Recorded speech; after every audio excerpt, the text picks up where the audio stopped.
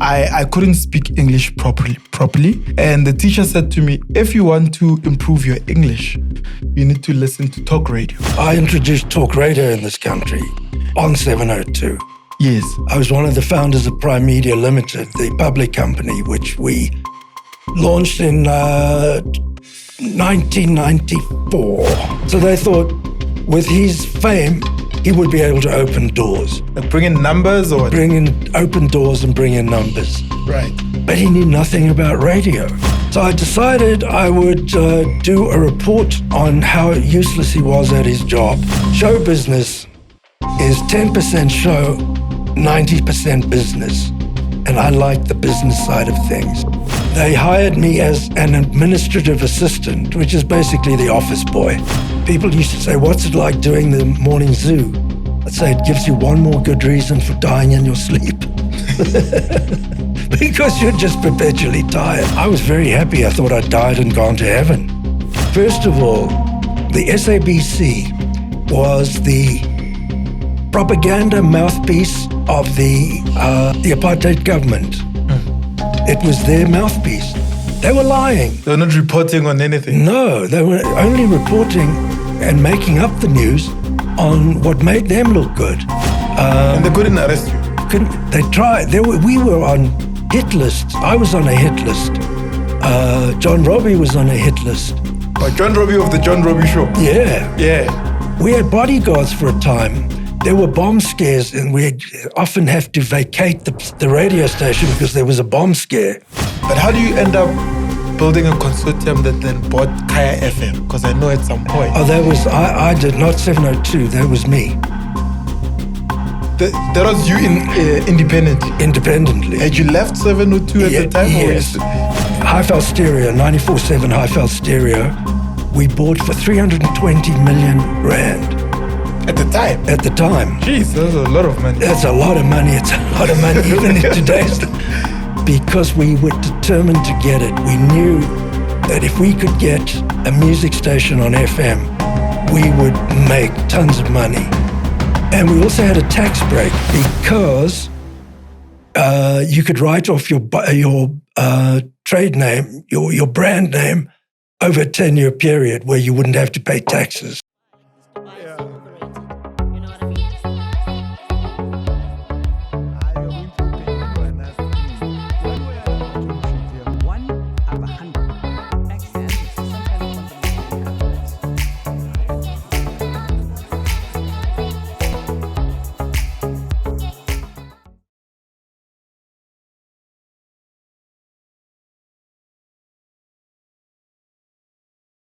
All right, guys, welcome to the It's More Than Just Money channel. Looking forward to having the conversation with you as usual, but you're not having the conversation, you watching, right? So for me to get into this particular conversation, I'd like for you to click on that subscribe button, click on the notifications bell. I think for this particular conversation, you need to take out a pen and paper and ensure that you jot down every single thing that the person that I'm sitting with is going to be sharing with us. Now, his name is Stan Katz. Is it Katz or Katz? Katz, but you can call it a rose by any other name would smell as sweet. Is there meaning to the name? No. There's no particular meaning? No. When you said Katz, I'm thinking, is it a K? Is it a C? K-A-T-Z. Yeah, so Katz is a legend. Mr. Katz is a legend. He's one of the founders of... Can I say that one of the founders of 702, or you are the founder of 702? One of the founders. I introduced talk radio in this country on 702. Yes. I was one of the founders of Primedia Limited, the public company, which we launched in 1994. That's what? And that was built on the foundation of 702. 702 was pumping so much money, we used that to build one of the biggest media and entertainment groups in the country at the time. Mm-hmm. But your experience in terms of your background and you ending up being in a position where you built this massive radio station that has been around for more than 30 years now. It's been around 1980. So how long is that? 44 years? 44 years, yes. 46 years. 44 years. 44 Yes, years. 44 years. Yeah. That's a very long time. That's a long time. And you don't even It's look... a long time in anyone's language. Yes, very long time. I mean, it's obviously older than me. It's older than all the guys in my office. But do you listen to 702? Yes, I do listen to 702. You're the target market. Yeah. So the thing is, growing up, so there was this teacher, right? I couldn't speak English properly because I had gone to, let's say, a semi-rural school. And I had now gotten to stay with my mother in Tembisa. Then I went to semi-private school. And the teacher said to me, if you want to improve your English, you need to listen to talk radio. Okay. Because on talk radio, what they do is talk. You will learn how they're articulating certain words. So that's how I started to listen to radio. It's quite boring, but it's a great story. Yeah, that's how I clearly it has worked. You're very articulate. I think it has done some work. Yeah, oh, absolutely. You're very articulate. But with you, what was your background then? Because I remember when we had our first conversation. Yes. You told me that you were working for the crashes. The crashes, yeah. For Radio Swazi. Exactly. Right? Yes. And you ended up getting into 702, but you were fired from Radio Swazi. Can you tell that story? I can tell that story. In fact, just to take one step backwards, I wanted to be in music. I wanted to be a musician.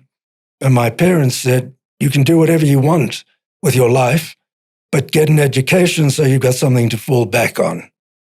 So I did a BCom at Wits. I was going to do law. I did the BCom. I didn't do the LLB part. Mm-hmm. And so I managed to get an appointment with the three managers at Swazi Radio, just to give it context. Swazi Radio's transmitters in Swaziland, the studios were in Johannesburg. And the reason they were in Swaziland is you could not get a license in South Africa if you weren't the SABC. All right. If you were a private radio, you wouldn't... You couldn't get a license. Yes. But because it was Swazi Radio sending a signal into South Africa, you could get away with it. Trouble is, it wasn't a great signal, but that's another story. So I went to this interview, bucolic and open-mouthed. I poured forth the torrent of my inspiration. I said, I want to be a disc jockey. Now they call them presenters. In those days, they were called disc jockeys because you rode the discs, you rode the records. So I said, I want to be a disc jockey. And they said, what you call a DJ now? DJ. Right. Yeah. Okay. But the presenters, now they call everybody's a presenter. But in those days, it was a DJ. So I said, I want to be a disc jockey. And they said, we're not looking for disc jockeys. What do you know about programming? So I said, if you tell me what programming is, I'll tell you what I know about it. I didn't have a clue. You just wanted to sing? No, I just wanted to be on the radio. Yeah. I'd given up my dreams of becoming a musician. I thought being on radio, I could still be close to the music, and I wouldn't have to be risking life and limb. So when I said, if you tell me what programming is, I'll tell you what I know about it, the interview was over. They said, thanks for coming to see us, goodbye. And I had to do something. So as I got to the door, I turned around. I thought, if I don't pull something out of the hat now, I'll never get this opportunity again. So as I reached the door, I said, oh, I've got a BCom. So they hired me as... Oh, you said, I've got a BCom. Yeah. So you were done with your degree at Yeah, I'd got my degree. So they hired me as an administrative assistant, which is basically the office boy. It wasn't what I had in mind, but it's a difficult industry to get into. It's a closed shop. And so I was just delighted that I'd got a job in a radio station. I didn't care what I had to do. And I learned 4 things in life, which I still apply to this day and would apply to anything anyone does in any industry. Number 1, always volunteer. Number 2, don't take no for an answer. Number 3, don't expect it to work. And number 4, don't expect thanks. And I still apply that to my life and my life now. And anybody who comes to me for mentorship, I give them the formula, those 4 things. Anyway, so then John Burks, I'm sure you've heard of John Burks. No, you wouldn't have. You're too young for that. I wasn't even born. You weren't even born, exactly. I was just born. So he came in as the program director and the morning breakfast show presenter. For Swazi FM. For Swazi, it wasn't FM. It was AM and shortwave. AM and shortwave. Right. Terrible signal. They brought him in as the program manager, and I asked for if I could be transferred to the programming department, which they said fine. And it was fantastic. Burks made me the music director because of my love and knowledge of music. He was the program director, and I worked closely with him. The two of us would meet every Sunday afternoon, choose the playlist for the following week. And I was very happy. I thought I'd died and gone to heaven. And then out of the blue, they hired a guy from Australia, a guy by the name of Groover Wayne, as the music manager. Now, I look at my situation. Here I am. I'm the music manager. They hire a music manager who's far more experienced than me. I become the assistant music manager. Here's another lesson I learned. My first inclination was, I'm going to teach them a lesson and resign. How stupid is that? And then I stopped and I said, hold on, that's my ego talking. If I stay put and I stick around, I will not only know what I know about radio, I will know everything that this guy knows about radio.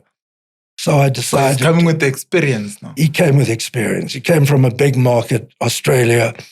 I decided to stay put, and it was the best decision, one of the best decisions in my life. But he had a blowtorch personality. He was this, the kind of guy who brightens up a whole room when he walks out. This was Groover Wayne. He was just a dislikable person. And he got fired because nobody could get on with him. And I got my job back. I was now music director again. And back working with Burks, which was just wonderful. And he's fired. And then Burks didn't get on with the station manager. There's a story here which I'm building up to. So Burks, because the station manager knew nothing about radio, he was a Springbok water polo player. And so they thought with his the South African water polo player. Yeah, so the Springbok. So he was famous. Huh? He was famous. He was famous. Yeah. Okay. So they thought with his fame, he would be able to open doors. Like bring in numbers or what? Open doors and bring in numbers. Right. But he knew nothing about radio. Nothing. What he didn't know about radio would fill a warehouse. That's how much he didn't know about radio. That's how much he didn't know. He didn't know whether it was New York or New Year. Anyway, so Burks resigned, and I became assistant program manager. He was the program manager. I was the music manager. So I stepped into his boots. I begged him not to leave, but he'd made up his mind. He didn't want to stick around. So I became the program manager. And about a year or two before that, I didn't even know what programming was. So it was just by sticking around. And there's a lesson in that as well. Don't huff off when there's an opportunity to learn. And so Burks resigned. Now, it's me and the station manager. I'm the program manager. He's the station manager. And I couldn't work with him. It was intolerable. This guy knew nothing about radio, and it was my life. I lived it. I ate, slept, drank, and lived it. So I decided I would do a report on how useless he was at his job, which I did. I wrote a long report on why he was doing a terrible job and why I would be a better bet in that position. And I gave the report to the Kirsches. Your bosses at the time, essentially. Well, yeah, they were his boss and my boss. So I gave them the report, and they gave it to him, the station manager, and I got fired. So he fired you? He fired me. Right. Now, he came to me after I was waiting for them to announce my imminent promotion to station manager. So he calls me into his office and he says, I hear you're not happy with the way I'm running the station. I said, that's right, Bill. And I plan to resign. I could see the axe was coming. So I plan to resign. He said, when? I said, at the end of the month. And he said, we don't have to delay. You can leave now. In those days, you could fire someone without a whole paper trail, without the CCMA. If you wanted to fire someone, it was, you guys did it the American way. The Donald Trump way. You're fired. You're fired. That's one of America's greatest assets, is the fact that you can fire someone who's not performing. It does have other connotations. And so I was out of the station there and then. I was fired.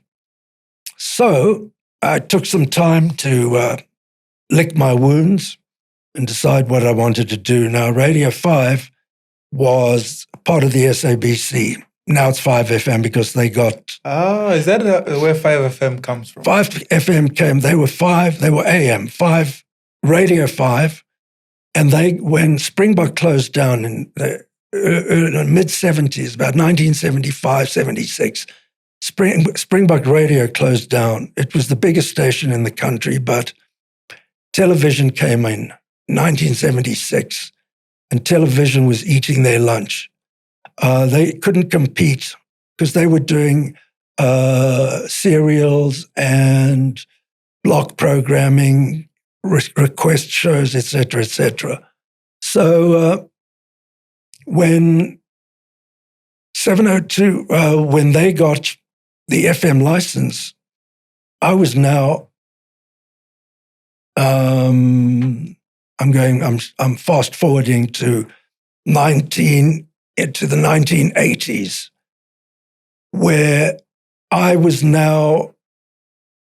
promoted, I'm trying to get this in the right order.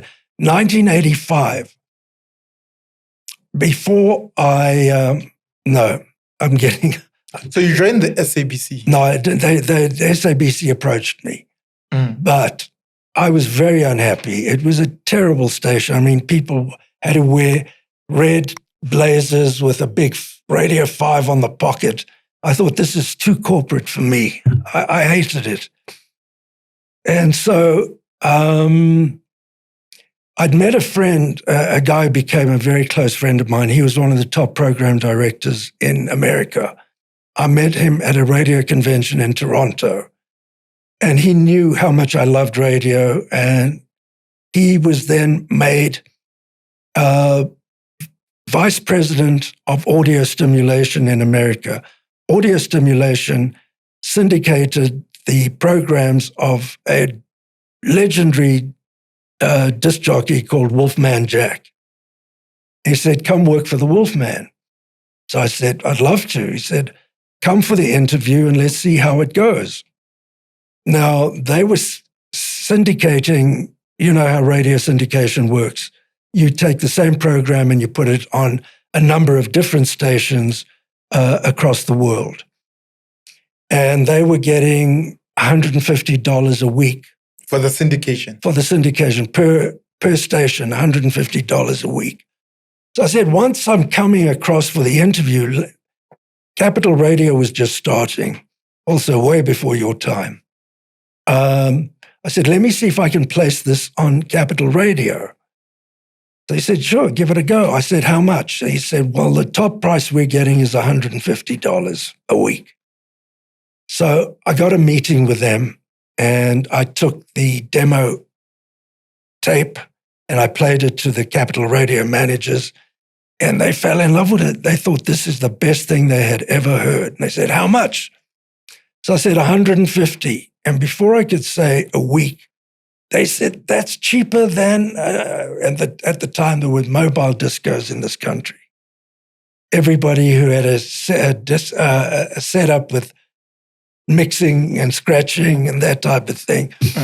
So vinyls. Vinyl, yeah, it was vinyl. They said, how much? I said, 150. And then they said, that's for nothing. That's cheaper than, mobile discos. So I said, that's per hour. And it's a 3-hour show. So suddenly... 150 per hour from 150 per week. Jeez. So that made it 450 a week. So I said, I'll tell you what, take it for 350 and I'll square it away with people in Los Angeles where the syndication company was. And now I was really brave. I said, oh, that's upfront for a year. So now we went from $150 a week to $18,000 for the year upfront. So when I arrived in Los Angeles for my interview, I had a check for $18,000. So you did this before the interview? Before the interview. Wow. So when I went into the meeting, I just handed in the check. You think I got the job? Damn straight I got the job. I was there with a check for $18,000. Up front, yeah. Up front for a year. So...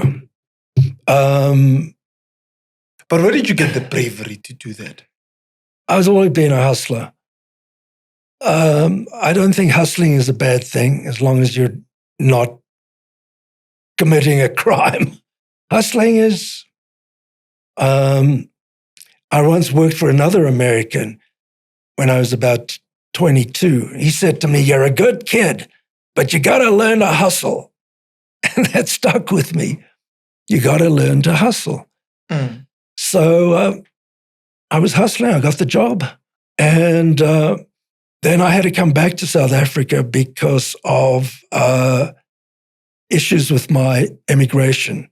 I've been working without a green card. A green card is permanent residency.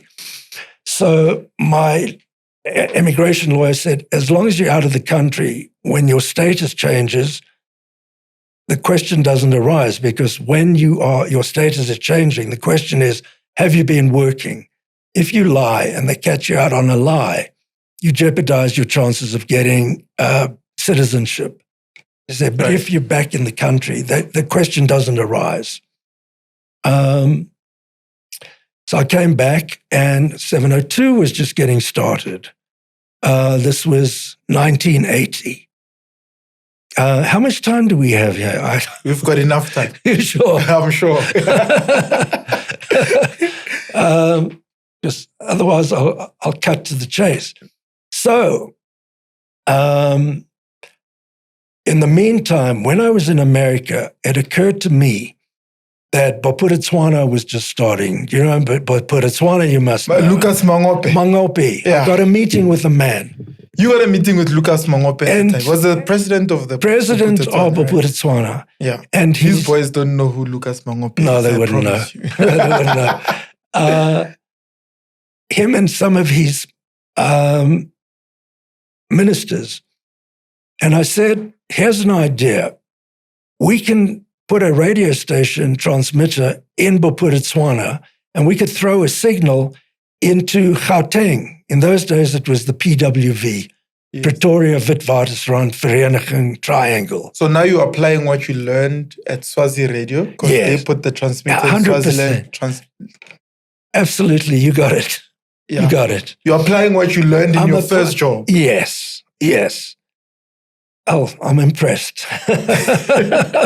So, they listened intently. I came away thinking, that was a good meeting. This thing's going to happen. What they didn't tell me is that they had already issued a license to a consortium consisting of Sol Kersner from Sun International. Yeah. Remember, Builder of Sun City, of Sun course. City, There was of a course. relationship already. There was a very strong relationship because he was the biggest industry in Bophuthatswana. The Kirschers, who were the erstwhile owners of Swazi Radio, 4 newspaper groups. He didn't tell me this. The president didn't tell you? No, but he listened. He gave me the time of day. He listened intently. I don't know what he had up his sleeve. Maybe he thought if a better deal comes along, he'll take that. I didn't have a better deal. I mean, these guys had millions. So I thought, well, if you can't beat them, join them. It's called pivoting. Yeah, and tell us more about that as you explain this story. Pivoting is if you're on a particular course of action and it's not panning out, you need to pivot to a different course of action. So the pivoting involves the strategy. So your goal remains the same. So the goal was to get into Bophuthatswana or to make a name for myself in radio. That was my goal. My first strategy didn't pan out. They'd already given the license to someone else. So I had to change my strategy. So I presented myself at Swazi at 702. I didn't tell them of my visit to Bophuthatswana, obviously. Yeah. And they already knew who you were because you had once worked for Swazi Radio in the past. Yes. But you were fired. I was fired. Yeah. And let me tell you something else.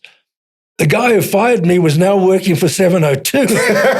How's the that? Springbok guy. The Springbok guy. Yeah. He was now working for 702. And now how's this for fate? He had decided he's going to try and take the job away from the managing director of 702. So the same thing you did, he's now doing that. Yeah, exactly. So he tries to take over the managing director's job. The managing director was Izzy Kirsch of the Kirschers, of Kirsch Industries. Yeah. He was the managing director and a shareholder. And Nate's son. Nate's brother. Nate's brother, okay. Nate's brother. So they fired him. And I tempered my ambition. I went there and I said, I'd like to be a presenter. And they insisted that I do an audition, which I was insulted. I thought, asking me, when I've just come from America, working in the heartland of radio in the world, the USA, they're asking me to do an audition. I felt it was like asking, who's the great racing driver? Give me a racing driver. Was Michael Schumacher. No, he's what is it? The English guy, colored guy, English. Kambe, who's that guy? Lewis Hamilton. Lewis Hamilton. Yeah. Yeah. I thought it was like asking him to do a driving test. Oh, is that how good you were? Oh, no, that's how good I thought I was. There's a difference. Yeah. So they gave me a job on a Sunday night following Casey Kasem's American Top 40. Sunday night, 10 o'clock is not exactly prime time. So that's like graveyard slot. That's graveyard. Yeah. But I took it. I wanted a job. I wanted to be in. I wanted to be on radio. And so I took the job, and the station and the show did really well. I had free choice in music. Today, it's unheard of that a presenter gets free choice in the music he plays. It's a disc jockey's greatest indulgence, is to play whatever you want. whatever you want. I had that. I could play whatever I wanted. And so the show did really well. We got big audience, It was relatively a new concept. Why did Talk Radio 702 do well at that time? No, it wasn't then. It hadn't happened yet. It hadn't happened yet? No. Okay. We were a music station. Oh, you started off as a music station? We started off as a music station. Right, yeah. okay. Sorry, I should have explained that in the beginning. So then I got a job in the afternoon from Monday to Friday doing 4 to 7, the Stan Katz Good Time Lowdown Rock and Roll Radio Show. That's what it was called. And that did well. And then it occurred to the bosses that with my American experience, I could offer them more than just being a radio personality. So in 1985, they offered me the job of sales and marketing director, which was fantastic because I'd fallen in love with the business end of radio. And I'll tell you why. Because you're a hustler. Because I'm a hustler. Yeah. But another reason is show business is 10% show, 90% business. And I like the business side of things. It was, people say, I'm not creative. I'm an accountant. It's nonsense. Everybody's creative in their own field, whatever they do. 10% show, 90% business. Yeah. What do you mean by that? Show business. You know what show business is? Entertainment. Entertainment, yeah. Entertainment is 90% business, 10% show. The 10% show is the bit that comes out on air at the end of the cycle. Yeah. You with me? Did you hear that, ladies and gentlemen? What we do here is 90% business, 10% show. Well spotted. And so that was 1985. I knew that my job was to make money for the station. Now, I have never in my life, very seldom have I ever done anything just for the money. I believe if you love what you're doing, the money will come. If you're doing it for the money will elude you. And so I was doing it because I loved what I was doing. And we started making good money because they didn't have a sales team. They had 4 people who was trying to sell radio, but they didn't even have to sell. Witness, let me tell you, 702 was so popular right from the word go as a music station. It was enormously successful. And so successful, and you tell this to people in radio in this country now, they won't believe you. We were so successful, you had to apply for airtime. You had to apply to advertise on the station. And if we had a spare ad to sell you, we'd put you on the radio. But people had to bid for airtime. Jeez. And I said, guys, right now the fish are jumping in the boat, but they're not going to be jumping in the boat forever. Right now, you're strapped to the nose cone of the rocket when it took off. And I started training them. I started training them in radio. I started training them in radio sales. And how old are you at the time? At the time, this was 1987. How long ago was that? 37 years. 37 years. 1987. Less. Yeah, 37 years. I was about 37 years old. Yeah, give or take a couple of years. So where was I? And you were training the guys. I was training them, and I was hiring people. I hired a huge sales force. They called them Katz's Killers because they were I trained them to go for the bone. I would ask them questions at the interview. First thing I would do is I would take a pen and say, "You're applying for a job in sales." "Yeah, sell me this pen." And I would check how they went about selling. Yeah. Right. Then I would say things like, "Would you crawl over broken glass and mustard gas to get what you want?" Some of them said, "Absolutely." Others said, no, you're crazy. I wouldn't do that. Those are the ones who didn't get the job. The ones who said, are you crazy? I couldn't do that. Hi, thank you for watching this episode. Let me just give you a quick update. As the year draws to a close, we are having our last It's More Than Just Money business and property seminar in Sea Point, Cape Town on the 23rd of November. We are hoping that you are going to join us in this celebratory event, of course, because we have also reached our growth milestone of reaching 30,000 subscribers. This speaks to the community that we have, that we continue to serve. And of course, this isn't a typical seminar. As per standard, we continue to bring you industry leaders, experts, visionary leaders who continue to educate and help us build sustainable businesses of impact. We have very limited VVIP offerings that comes with extended networking sessions with our guests and speakers. We also have consultations post the seminar. Get in touch with us. Remember, we will be in Sea Point, Cape Town on the 23rd of November. Now comes 1987. And the station is doing so well, and I'm the sales and marketing director. They decide to make me the managing director. Now, I was still on air. In 1987, I was doing a show called The Morning Zoo. The Morning Zoo. Yeah. Okay. That was the format. It was a team of people. Now everybody does it. A team of people sitting in the studio, talking rubbish and getting laughs.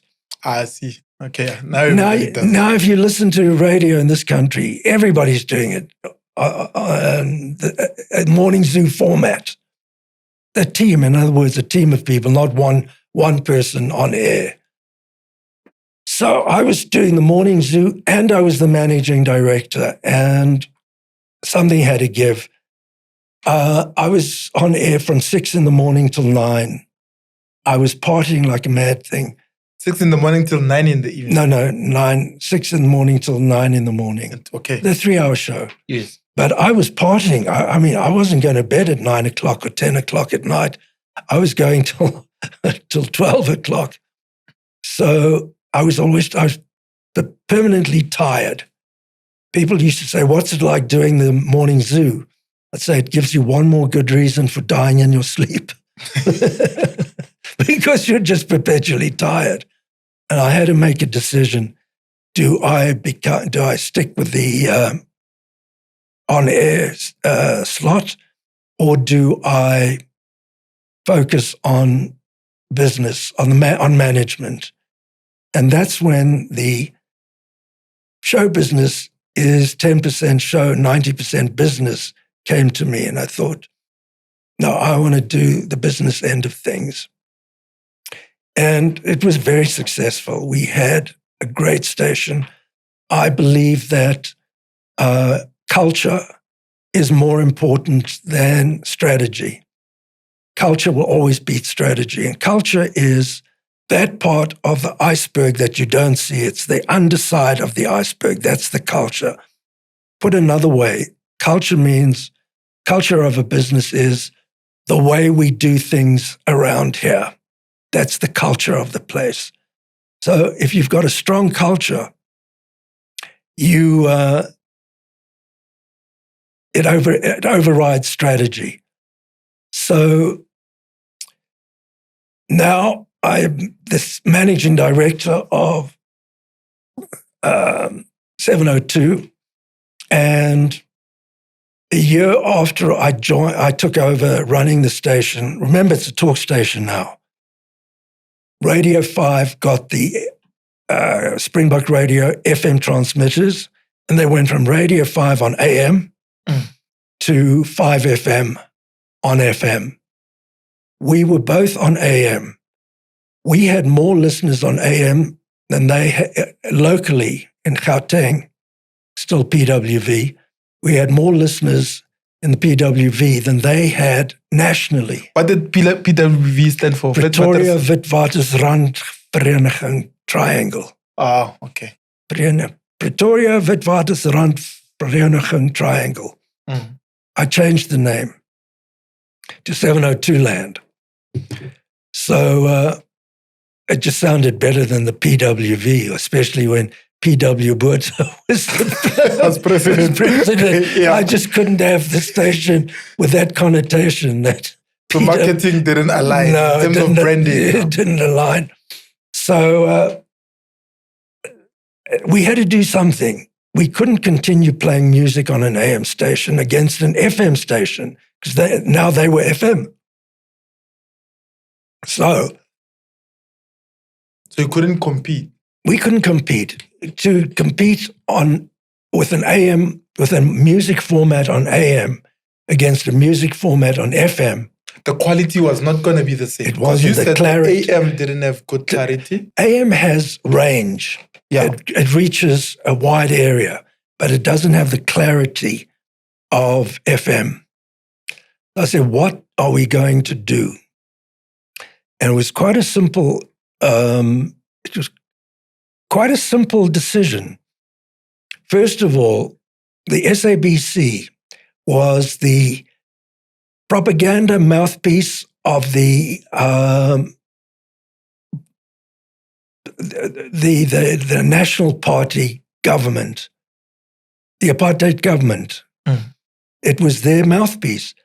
So if you listen to what we were doing on our news and you listen to them, you think it was two different countries. Yes. Because they were lying. They were not reporting on anything. No, they were only reporting and making up the news on what made them look good. I said, guys, here's what we're going to do. All we have to do is tell the truth because these guys are lying. I mean, this was at a time when huge censorship, newspapers were appearing with columns blanked out because they did not fit the censorship of the apartheid government. So we said, all we got to do is tell the truth. And with radio, the beauty is, you know the old story, it's easier to get forgiveness than it is to get permission. We said, we'll just do it. We'll tell the truth, and then we'll apologize. If they say,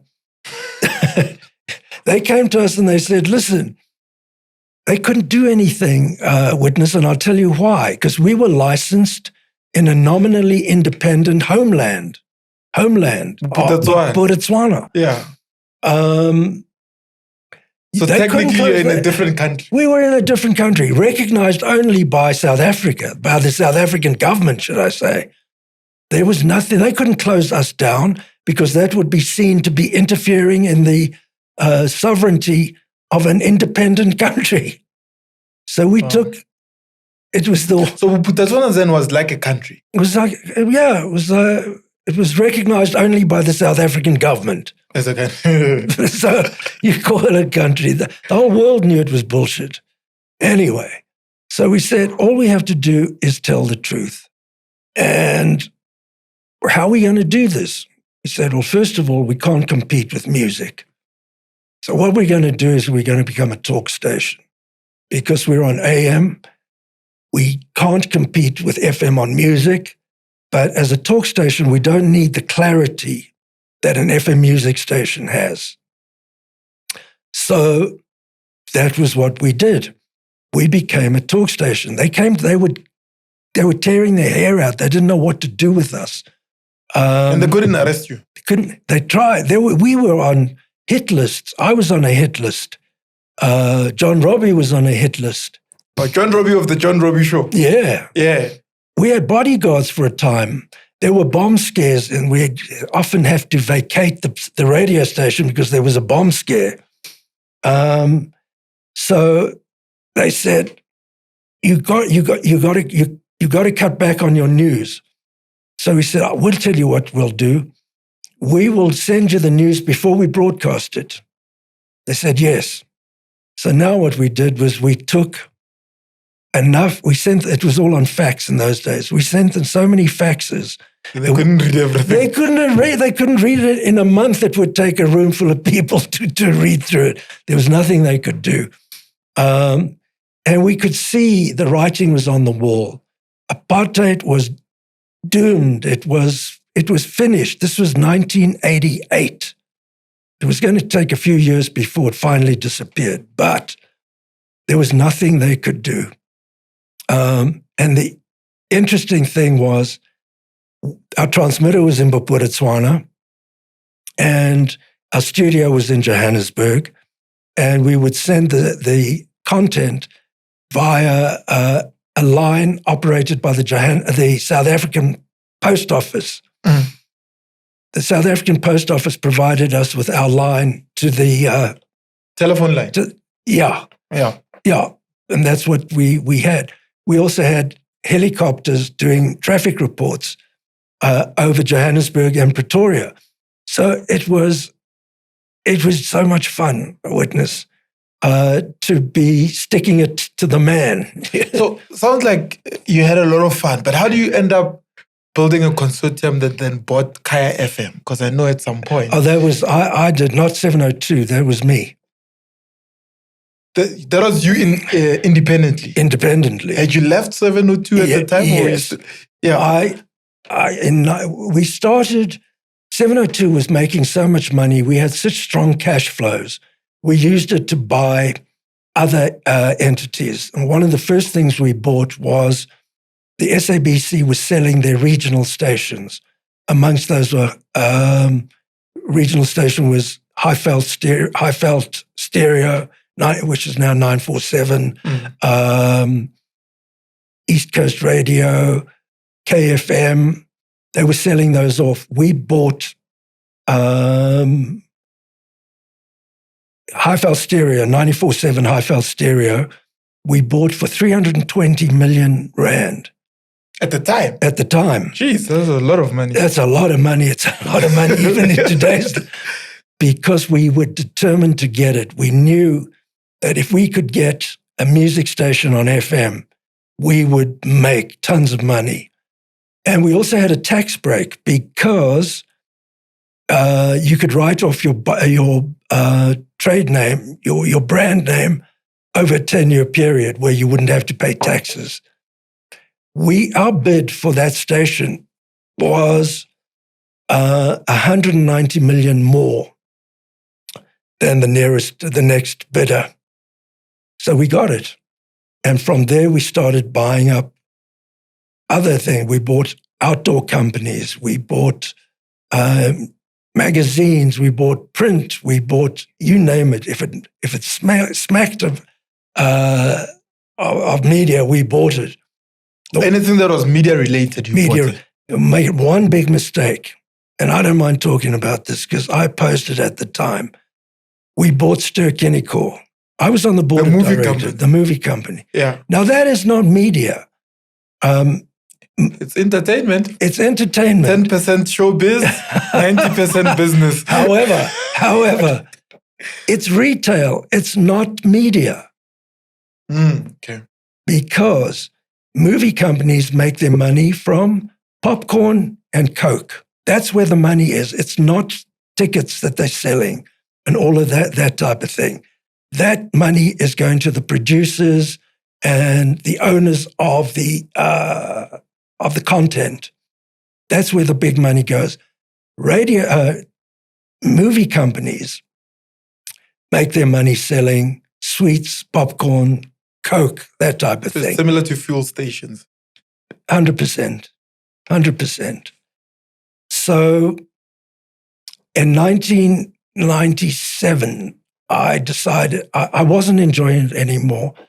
I was now the CEO of Primedia Broadcasting with all our radio stations. So each time you were buying, is that when you were building Primedia? Yes. So Primedia was started to do the acquisition? Yes. Right. Yes. Money was made 702? Yes. Then Primedia was built? So we had highly rated paper and we had strong cash flows for which we could make our acquisitions. Okay. Buying Ster-Kinekor almost cost us the company because Primedia as a whole now at the time. Yeah. I was one of the founders of Primedia because I was running the biggest division. Primedia Broadcasting was responsible for 50% of the profits. And so what happened? Yeah, by 1997, I was not enjoying it. The higher up I rose in the ranks, the further away I got from the reason I got into it in the first place, was because my love of the medium. So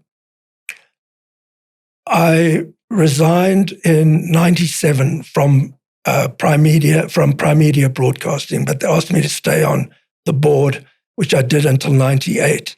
And then I was at a function at Sturkiniko, as it happens, and this guy comes up to me, he says, "Are you Stan Katz?" I said, "Yes." He said, "I'm Arthur Machiachidi." I said, "Yes." He said, "We are Tebi. We are a Tebi Investment. Tebi Investments. Yeah. We are a telecoms and media company." I said, "That's interesting. What are your assets?" The asset was they had a share in Kaya, and they didn't have any telecommunications. They had a stake in Kaya FM. The telecommunications part was faith-based. Faith-based. I like that. I love that. Faith-based. So he said, but the minorities want to exit. They're not happy with with a consortium that owns it. There were 14 different shareholders. Board meetings were just battles. 14 different shareholders all trying to get their own way. And the guys who had the smallest stakes, the little bits, the rats and the mice, they wanted out. So without even looking at the option, I said, "We'll buy it." I said, "I'll buy it." Oh, because you were dissatisfied on the Primedia side. Yeah, I wasn't enjoying it. I was on the board of directors. It wasn't fun. I said, "I'll buy it." I then put together... Was this now in your individual capacity? Yes. Right. I then put together a consortium funded by Corp Capital, which was an investment bank. They backed me. And did your contract allow you to do this when you were at Primedia at the time? No, we'll get to that. A very good question. You ask good questions. So Kaya was a mess. It was a disaster. It was technically insolvent. So we thought I'd now pulled together a team of people who'd worked for me in Primedia who weren't having fun anymore. Primedia was not a fun place all those years later. They'd made some bad decisions. They'd made the bad investment with Sturkiniko. And these guys weren't having fun. They liked radio. They were like me. I said, "Come across. I've got a radio station we can fix." So they came across, and we thought, because we're saving the station, this was in the early days of the Greenfields licenses. Kaya was one of the new ones. I forget all the others, but it was a Greenfields. It was freshly licensed. I said, "We'll fix it, and I'm sure they'll give us the license, transfer the license to us, because we're saving this company." The last thing the Independent Broadcasting Authority needed was to have disasters on their hands. So we then put in the application to have the license transferred. 3 months later, we get the letter from the IBA. They refused to transfer the license. IBA is the Independent Broadcasting Authority. It's now ICASA. Yeah. And they'd refused to transfer the license. My old company, Primedia, had also put in a complaint that we shouldn't be granted the license. Complaint against you and the other employees. Yeah. Anyway, I was suicidal, witness. Suicidal? I thought, we were having such a good time. We doubled the turnover. We trebled the audience, all in 3 months. How are we doing for time? 10 minutes. Oh, okay. We're good on time. You sure? I can give you 10 more on top of that, but let's go. I don't want to take advantage here. Where were we? So you tripled the turnover at Kaya, you tripled the listenership. Yes. Yeah, but you took it from insolvent. And from insolvent. Bankrupt. Yeah. So what happens was we don't get the license. I was beside myself. And now I've got all these people that I've sold the dream. Here's a station, we're going to have fun. And we were having fun. One of my mottos and slogan is, going back to the early days of 702, if it ain't fun, it ain't happening. In other words, whatever you do has to have an element of fun. And we were having fun. I'm sure you're having fun in your podcast. I'm loving this conversation. Yeah, I'm having fun. Yeah, I'm enjoying it. And I'm talking about just generally. Yes, of course. I'm having fun, yeah. Good. Yeah, when you start something like that, it's wonderful. So I said, well, we will stay in the industry, but we won't own the assets. We will sell on behalf of stations that have licenses. So I set up a company called United Stations, which is still going 20 years later, still doing very well. We sold on behalf of various other stations that had licenses, but didn't have a great sales team.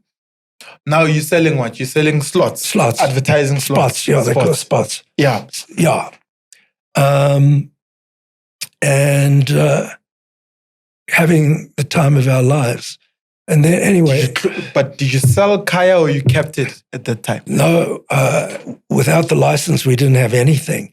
They asked me to come in before the license was even transferred. The remaining shareholders said, you better come in and run this place in the meantime, because if we wait too long, there'll be nothing left to run.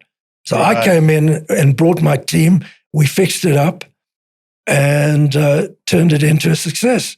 But they wouldn't give us the license.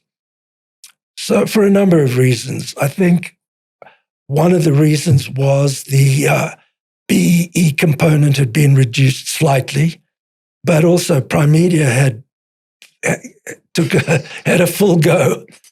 Yeah. Had a full go why they shouldn't. Like as an opposition, obviously. They were in opposition, yeah. And we get now to AME, which is the Africa Media Entertainment Company. I sold them my company, which was United Stations, and I ran AME. It's a listed company, also doing well now. And so you sold United Stations to them and then came in as their CEO as part of the deal? Correct, as part of the deal. Yeah. Shareholdership? Did you take any shares there? Oh, yeah, we had shares. Okay. We had shares. And we would have had more shares if we would have met certain profit warranties, which we exceeded. And then the guy who owned AME, or had the bulk of the shareholding in AME, denied that we had made our profit warranty and refused to pay us. Because you had made too much. Yeah. So we went to war for 5 years before they conceded and gave us what they owed us. But for 5 years, we fought the battle against them.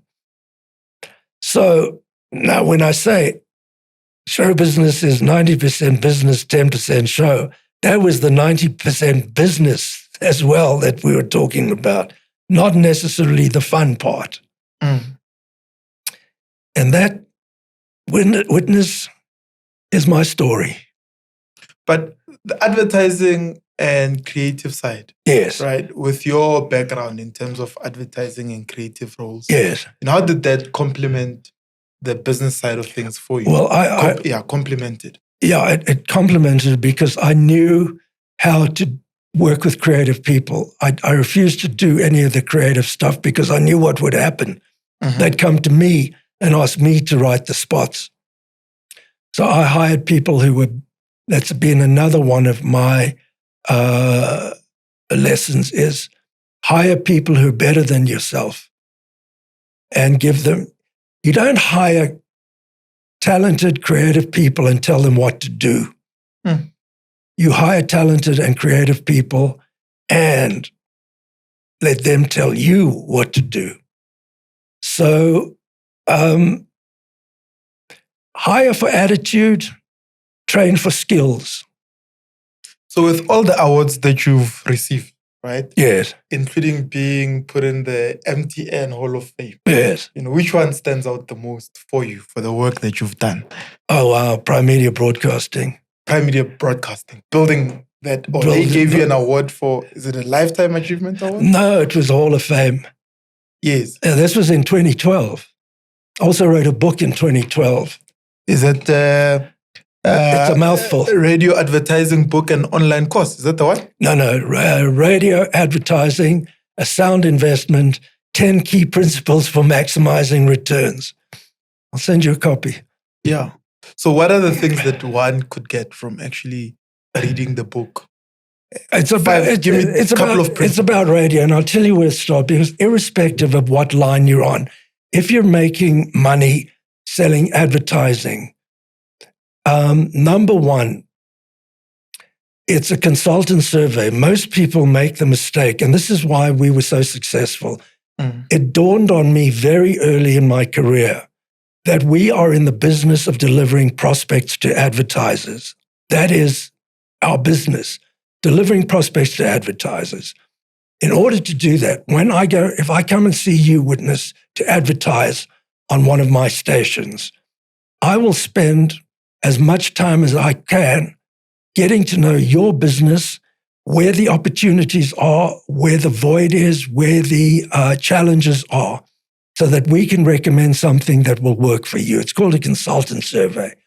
What most people were doing up to that point in this country was, I'd come see you and sit there and tell you all about my great company and why we're so good and we've achieved this and we've got that and blah, blah, blah. You're not interested in that. What you're interested in is something that's going to make your cash register ring. And I didn't come up with this. I found this saying, but I use it to this day, is prescription without diagnosis is malpractice. In other words, you can't sell somebody something they don't want until you figured out where the gap is in their organization, where the challenge is, where the opportunity is, so that you can put together a strategy that will work for them. So, and I've trained hundreds, if not thousands of people across the country, across the continent. I've worked in Liberia, Sierra Leone, Ghana, Kenya, Zambia, Zimbabwe, Namibia, doing the same thing, teaching the consultant survey. Earlier on, you said culture overrides strategy. Yes. What are the key principles that you'd recommend for building a high-performance culture? Reward performance. But now here's the interesting thing.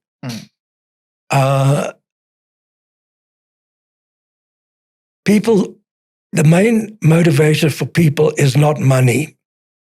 I'll tell you what it is.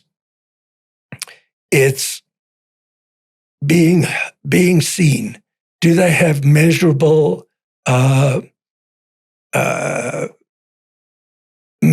verifiable duties and responsibilities?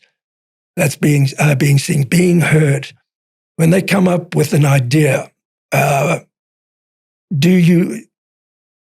want to be heard. You come up with an idea, they want to be heard. Do you listen? Do you really listen? Respected, that people want respect. I'm talking about the key things that people want in life. Being heard, being seen, being heard, being respected. Do the bosses respect and take seriously your ideas? Being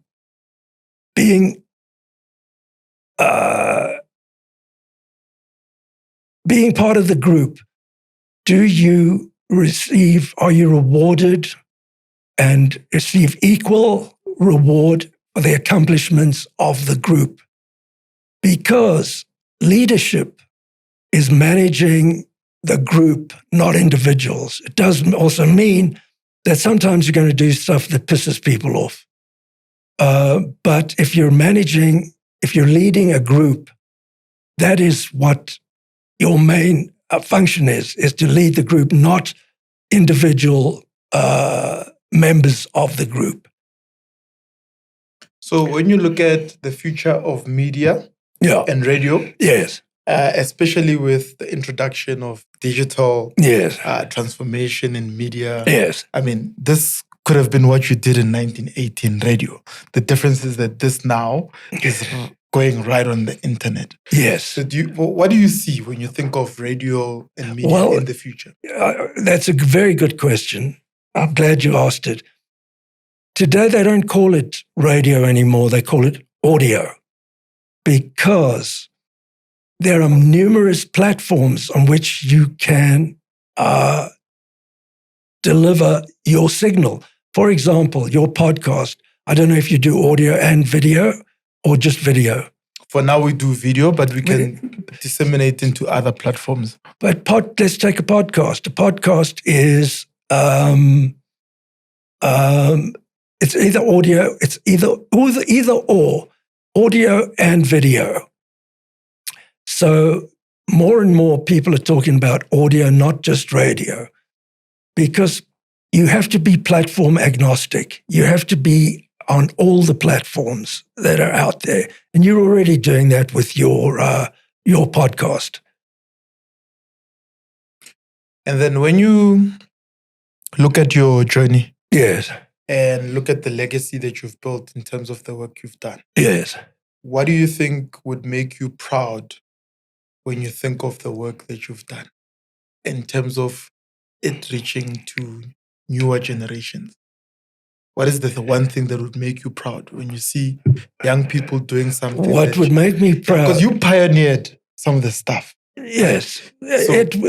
I must always add that it wasn't the heroic efforts of one man. What is a leader? A leader is someone who identifies a cause and pursues it with such intensity and such passion that he takes others with him. What gladdens my heart is teaching what I've learned across many different products and services, not just radio. So when you did the Primedia Broadcasting Foundation, yes, were you part of the founders of the foundation, and what was the strategy behind it? The foundation was actually Izzy Kirsch's brainchild. Right. It was to, first of all, we always believed that that where we operate will be better for us being there. That you can do well by doing good. And in all our radio operations, we were always very sensitive to doing good. For example, so the foundation was money going to support people who are less fortunate. So our strategy, our marketing strategy was to become the hub of the 702 land community. This was before Primedia Broadcasting. But it would apply equally to Primedia Broadcasting, is to be the hub of the communities in which we operate. So do you have any quote that you want to give or any last words? Yes, I do. Your job, whether you're a leader or not, is going to take up a lot of your time. To be satisfied, you have to do work that you believe is great. And you can only do great work if you love what you're doing. So how does one develop that love? I've heard that a lot. Is it something you stumble upon? I mean, I love this, but this wasn't something I woke up one day and said I want to do. Okay, that's a good question. How you were pushed into it? Yeah. How did that happen? So I'll tell you what. So there's a young boy I used to mentor at church. Oh. Right. So I'm in the property industry. So I used to mentor this young boy. If there were camps, I would pay for his camp. Anything he needed, it'd come to me, I'd do it for him. Many years later, 2021, he comes to me and says, "Oh, I see you've written a book and I see your words are everywhere on social media. How about you start a YouTube channel?" Oh. And I said, "Nah, I don't want to start a YouTube channel." He started the YouTube channel in my name. And he came to my house every week, took videos of me talking. Oh, He wow. put it on social media. As soon as Wow. we reached 1,000 subscribers, he came to me and said, okay, there you go. Here are your login details. I've paid you back for the mentorship. Wow. So I sat with this. Wow. And another friend of mine, whom had asked me to volunteer at a community radio station, said to me, I saw you at the radio station. You're good at interviewing people. So I've got this camera equipment and I've got this audio equipment. I want you to interview people. And I said to him, I don't have anyone to interview. I don't want to interview anybody. Like, oh, stop being lazy. He brought some lady who ran a business. Says, here you go. Here's the first person you're going to interview. Here's the equipment. That was a year ago. And he brought this guy and another guy. He used to work for him. Those guys used to work for him. They came. They did the production. Wow. And that's how I got into podcasting. It doesn't matter how you start, because when the bug bites, you're hooked. It did, and I got hooked. You got hooked. You didn't start out to do that, but you got hooked. Yeah, I got hooked. And you got it. Somebody else took it upon themselves who saw your potential to bring you into this field. And you're doing incredibly well in a year. My goodness. I'm wondering if that young guy saw potential in me, because I was his mentor. So I wonder what potential he saw. He didn't see potential in you. He saw potential in the idea of someone like you taking it under your wing. Right. So it doesn't matter how it happens. But now you wouldn't want to do anything else. I love Or would this. you? Well, I mean, I run multiple businesses. Yes, I know that. But this is a labor of it's my love. passion work. It's a labor of love. It's your passion. Yes, because I know that there are young people that wouldn't have the opportunity to sit down with you. They wouldn't have the opportunity to see you. But because I have that access, I can sit down with you. Yes. I can have the conversation. Yes. Now they get exposed to what you and I are talking about. Yes. And perhaps out of the story, somebody can build a great career or life for themselves. Yes. So that's how I see it now. Yes. So if you were to talk to the young Stan, or perhaps one of the young people sitting at home watching this, they could be black, they could be white, they could be Indian, whatever, I don't care. What exactly would be the words that you say to them looking through that camera? And from different fields of endeavor, different walks of life. Different fields of endeavor. And this young person is saying, Stan, I hear you, but I want something I can start doing literally tomorrow after hearing this conversation. Well, first of all, your story should encourage a lot of people to do, to set out on their own path. I can answer that with a little story. When I was at Swazi Radio, I was earning 250 Rand a month. I was the office boy. And a friend of my mother and father had a tie factory. They made ties. And they were looking, the old man was getting on in years, and they were looking for someone who could come in and eventually take over as the CEO. I would be getting shares, and I would be getting double the salary I was getting at Swazi Radio. And I had an uncle who was a mentor. And you can't discount the value of mentorship. What you're doing is mentoring people. Apart from everything else that you're doing, people see you, look up to you and say, hell, that's what I want to do. Anyway, so I went to see my uncle who was a mentor of mine. And I told him the story. I said, I can get double the money and I can get shares in time. He said, do you like what you're doing? I said, I love what I'm doing. He said, if you chase the money will elude you. If you do what you love to do, it's a labor of love, you'll go the extra mile. So my advice is find out what you love to do and pursue it with passion and intensity that brings other people along with you. What if they say, but passion doesn't pay the bills? Well, there's that as well. But without passion, you're not going to get anywhere. Passion, if you have passion, you will pay the price. And there is a price to pay. Paying dues, that's what it's about.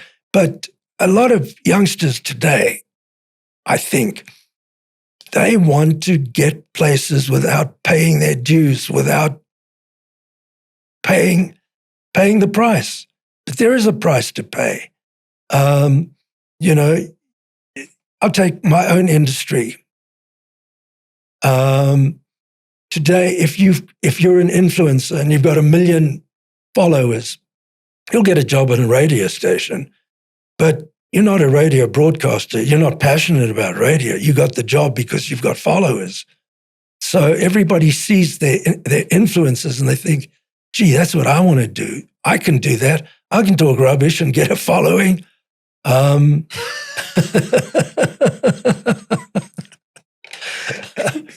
But there's no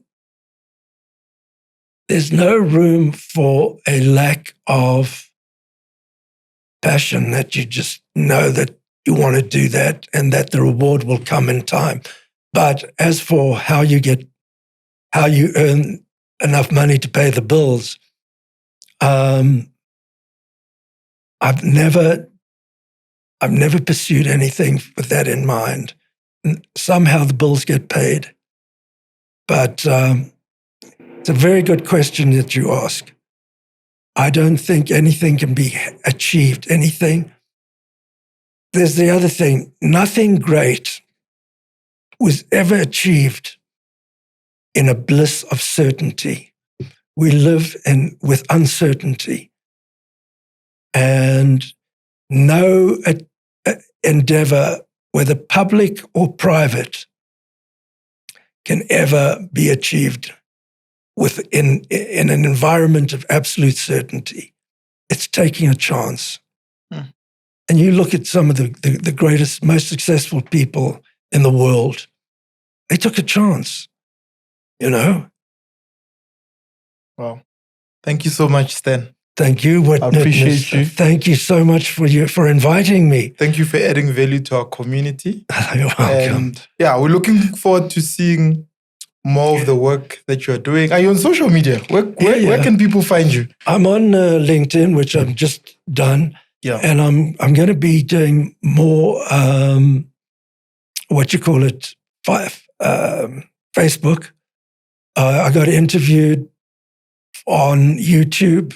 It wasn't nearly as good as this interview, I must tell you. The guy did the interview was not very good, but it got some views. So yeah, right now, LinkedIn, which I've just started doing, and Facebook.